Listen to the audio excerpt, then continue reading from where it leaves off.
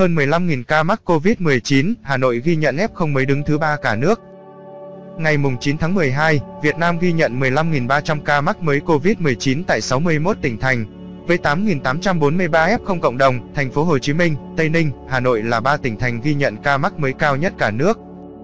Tính từ 16 giờ ngày 8 tháng 12 đến 16 giờ ngày 9 tháng 12, trên hệ thống quốc gia quản lý ca bệnh Covid-19 ghi nhận 15.311 ca nhiễm mới, trong đó 11 ca nhập cảnh và 15.300 ca ghi nhận trong nước, tăng 705 ca so với ngày trước đó. Tại 61 tỉnh, thành phố có 8.843 ca cộng đồng, cụ thể, tại thành phố Hồ Chí Minh 1.453, Tây Ninh 895, Hà Nội 822, Sóc Trăng 789, Đồng Tháp 730, Cà Mau 720, Cần Thơ 670, Bình Phước 631, Bà Rịa Vũng Tàu 576, Vĩnh Long 568, Tiền Giang 568, Bến Tre 517, Đồng Nai 501, Khánh Hòa 494, Bình Dương 489, Bạc Liêu 427, Bình Định 345, Đắk Lắk 317, Kiên Giang 314, An Giang 300, Trà Vinh 295, Hậu Giang 275, Bình Thuận 249, Lâm Đồng 210, Gia Lai 187,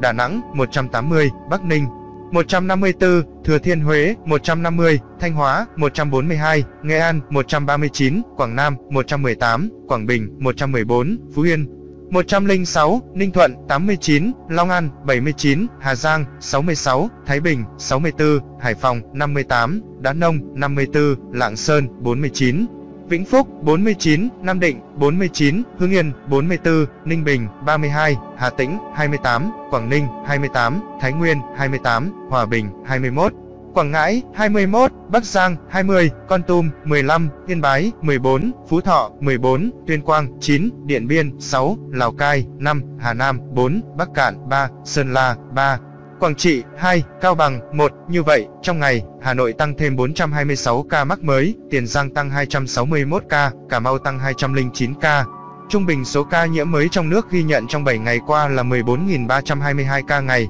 Như vậy kể từ đầu dịch đến nay, Việt Nam có 1.367.433 ca nhiễm, đứng thứ 33 phần 223 quốc gia và vùng lãnh thổ, trong khi với tỷ lệ số ca nhiễm 1 triệu dân, Việt Nam đứng thứ 149 phần 223 quốc gia và vùng lãnh thổ, bình quân cứ 1 triệu người có 13.869 ca nhiễm.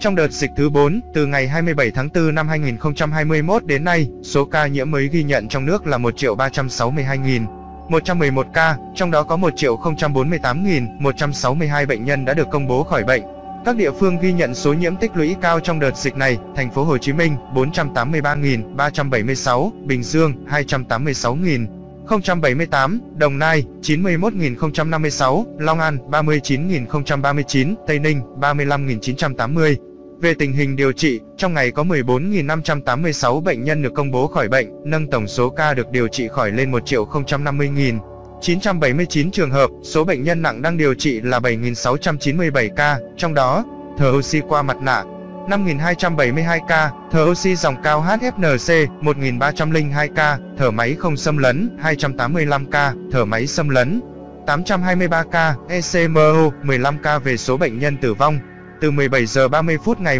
8 tháng 12 đến 17 giờ 30 phút ngày 9 tháng 12 ghi nhận 256 ca tử vong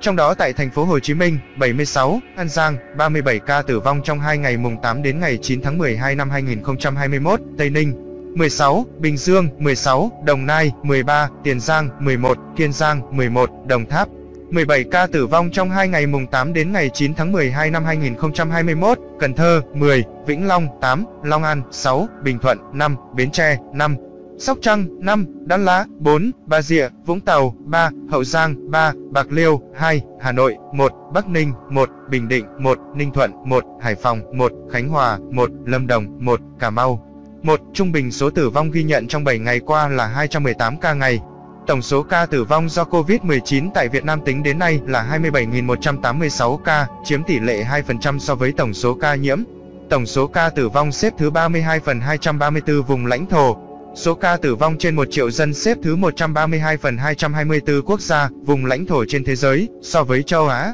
Tổng số ca tử vong xếp thứ 12 phần 49, xếp thứ 5 ASEAN, tử vong trên 1 triệu dân xếp thứ 27 phần 49 quốc gia, vùng lãnh thổ châu Á. xếp thứ 6 ASEAN. Về tình hình tiêm chủng, trong ngày 8 tháng 12 có 662.110 liều vaccine phòng COVID-19 được tiêm. Như vậy, tổng số liều vaccine đã được tiêm là 129.965.296 liều, trong đó tiêm một mũi là 74.039.917 liều, tiêm mũi 2 là 55.925.370